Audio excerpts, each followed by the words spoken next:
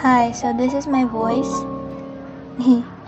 Okay, so today I'm going to be reading a novel I made in 5th grade, and the title is Eclipse and Sink. Now this video is going to be split up into a few sections, which I think is the concept, the prologue and synopsis, plus a chapter of the novel. So, buckle up, this video is gonna be hella long, I think. I think it's 10 minutes max, but yeah. So, I made this in 5th grade on Google Docs. Contents, forward, dedication, table of contents, prologue, and I actually made 2 chapters to this, but chapter 2 isn't finished yet, so I'll just read chapter 1. And so now I'm going to explain to you the concept. So basically the concept was there was 2 twins got separated at birth. I know, right? Tragic. And they got adopted into different families, but they were given a necklace. One was given a sun necklace and the other one was given a moon necklace. Their names were Lauren and Liana. Lauren was actually one of my friend's names, so yeah. Liana, I don't know, I just got that off of Google. And Liana is wearing the sun necklace and Lauren is wearing the moon necklace. And these are the chapter names. So chapter 1 is I Never Met the Sun. This is Lauren's side of the story. Chapter 2 is I Never Met the Moon. That means it's Liana's side of the story. So I don't know if I explained that very well. But anyways, here's the prologue.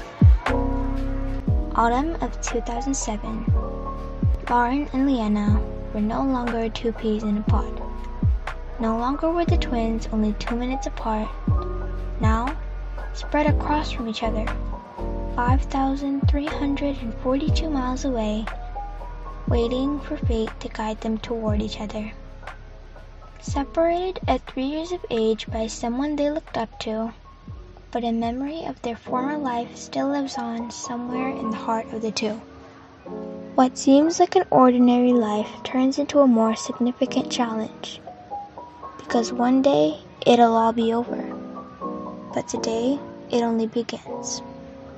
Alright, so sorry about that. I feel like I said it horribly because my voice doesn't suit the theme I'm going for in this story. So yeah. But anyways, hold on, where is that synopsis? So it turns out that synopsis doesn't exist. Ooh, okay. Amazing. Let's just move on to chapter 1.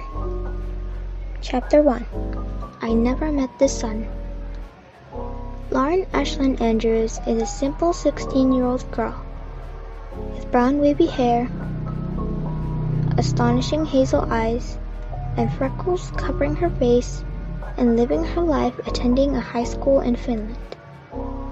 Her life is normal, just like any other teenager, and this summer, she plans to write and publish a book, following her hobby and love for it, writing. Oh wow.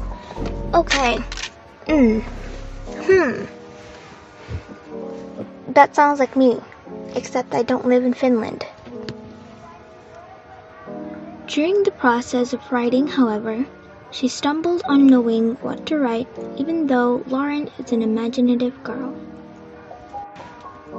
It was eventually time for dinner, and Lauren's mom called her from downstairs.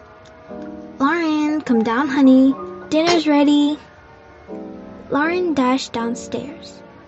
Dinner is always fun with the whole family. Oh, okay. Soon after Lauren arrived, so did her little brother Jackson and her dad. It's another warm family dinner. Everyone emptied their plates and finished dinner. All went back to their usual day-to-day evening activities, and so Lauren. She sat ready with a full stomach and motivation to start again. And so she did, or at least tried. This ringing in her head wouldn't stop for even a second.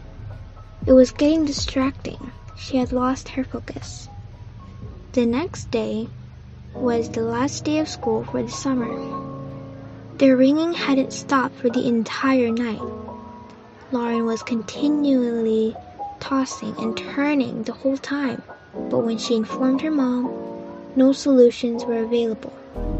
So she figured maybe Clara, her best friend, would have some ideas. Oh, Clara. She is also my friend, like in real life. The bell rang at 9 a.m., which meant that the first class had started. Lauren sat on her chair with a frustrated look sitting by Clara. Hey, what's wrong? You look tired, Clara asked. Lauren answered, You see, there's this ringing in my head since last night, and I can't get rid of it. I stayed up all night, not being able to get some peace. Oh, you know what would help? When you're at home, turn on a fan and reduce your stress by doing something relaxing. Tomorrow is the first day of summer break, so you have plenty of time to do so. Lauren replies, Okay, thanks, I'll try it at home. After what seems like forever, the school eventually ended, and summer break officially started. Lauren and her bike bolted home. She got worried this ringing in her head wouldn't stop. 30 minutes went to searching for a fan in the attic. Her stress grew and made things worse. How was she supposed to relax with an irritating noise in her head? And the fact that they were going on holiday worries her. This problem could ruin her summer break. That night after dinner, Lauren's mom came to check on her. Oh, you know what'll make you feel better? Her mom asked. A lullaby that you used to hear when you were a baby. This song has a beautiful melody, and even better when played with multiple instruments, creating a harmony. This song had a special place in Lauren's heart as it passed on through generations in her family tree. Okay, I ain't gonna sing this. I don't even know the notes for this, so yeah. This song made her feel connected to someone. It's like this song is leading her to someone she never knew. But only time will tell. And soon, Lauren was sleeping calmly, waiting for the sun to rise and light up the sky. It was the start of a new day, with a beautiful dawn. The sun shined bright into her bedroom window, bringing in the light, warmth, and breeze of the morning. Today, Lauren and her family were heading to a resort for a vacation. The 2-week stay is long enough to keep Lauren from overthinking. And with the departure in 5 hours, Lauren grabbed all her belongings for the trip. This holiday is going to be the best 2 weeks of her life. Looking for her novel on the bookshelf, Lauren came across a rusty photo album, so she took it out from the shelf. Pictures filled the pages. Lauren grinned when she found a chubby baby smiling into the camera. It was her 16 years ago, in her mom's arms. As a result of packing for 2 hours, Lauren double-checked everything before they headed off to the airport. And in no time, they were headed out the door. The trip took a change in plans, but when they arrived at the airport, there was a technical error. All flights had been cancelled, and every passenger was given a full refund. Lauren sat in the waiting room with disappointment as she mumbled to herself. I guess the resort vacation isn't gonna happen anytime soon. Maybe next year. She sighed with sadness. Looking over, she saw that her parents were talking to the staff. Lauren glanced around the room with many families on their cancelled vacation. Lauren's dad came back to check on Lauren and Jackson. Cheer up, kids. Your mom and I will find a new place to go on holiday, and I promise it's going to be just as great. Yeah, maybe it wasn't meant to be. We can go next time though, right, Dad? Lauren answered. They had spent another hour in the airport looking for a new destination. This trip cannot go to waste. Planes were not an option, until suddenly, Liliana's mom informed everyone. We can go to this area. It has gorgeous mountain views with a great lake. Why don't we go camping? The camping trip was good news. Everyone loved the idea of it. But first, some things needed to be picked up at the house, such as sleeping bags, tents, and extra food. The campsite could be reached with a 3-hour train ride. The train will be departing at one of the nearby stations close to their house. And now, with this plan in mind, everyone repacked their belongings. The train station was only a 10-minute drive and with no traffic. Everything began to run smoothly. When they had arrived, many people waited patiently for the train to arrive. This patience, however, was not the case for Jackson. He kept nagging and saying that he wanted to be there right away. So naturally, Lauren picked him up and took him for a walk, on one condition.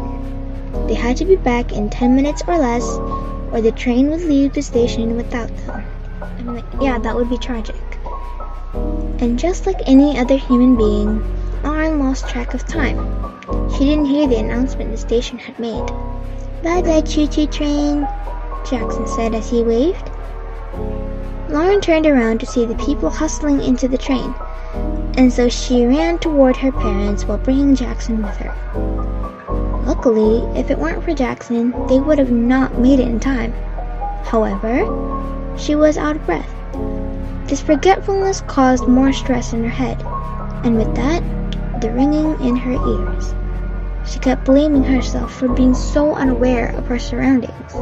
Thankfully, all along the ride were beautiful mountains and valleys, surrounded by gorgeous sunflower meadows, which caused the ringing in Lauren's ear to stop. With the sun shining high in the sky and the train speeding at 220 kilometers per hour, everything became stable again. Lauren looked out onto the views outside. Ever since the ringing in her ear started, it never stopped going on and off in her ear. Her mom decided it would be best if Lauren took a nap.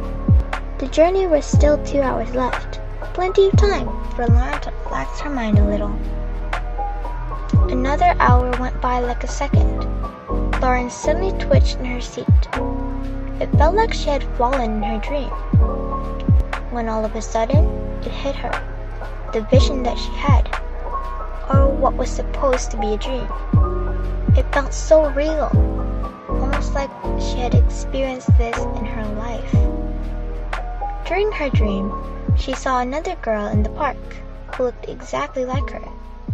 She did not recognize the park or the two people that played with them. But before the dream went any further, she fell, and that was the moment she woke up. "Are you okay, honey?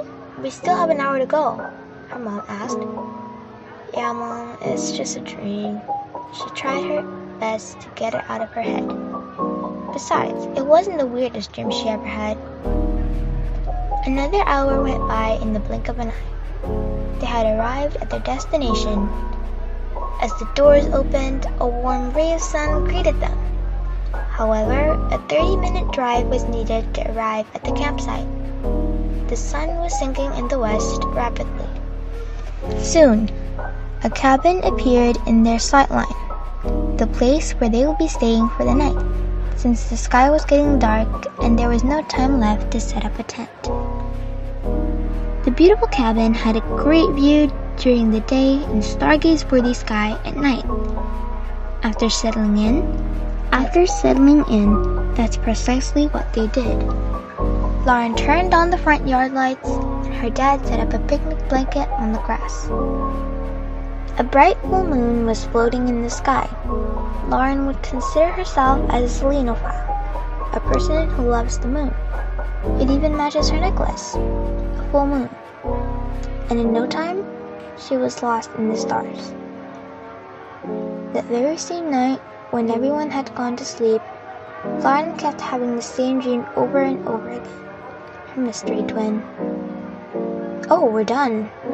"Okay. I don't know what I was thinking with the ringing in her ear thing. Like, of course, it could have been something else.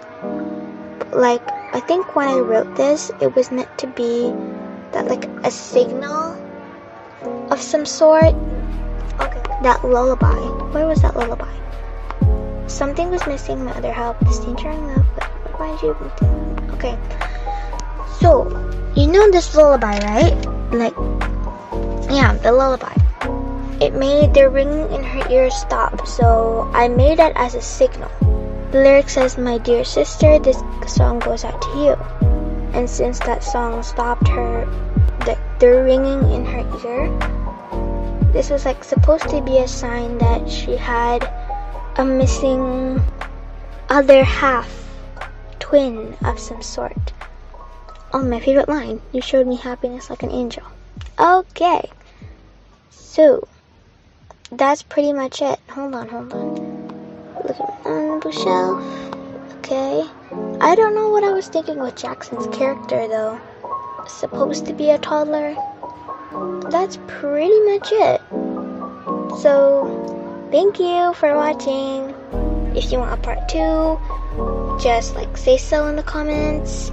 If you have any other tips for me doing a voiceover, that would be gladly appreciated too. I hope you enjoyed this video. Sorry I'm really awkward with like intros and outros. So, yeah. Bye!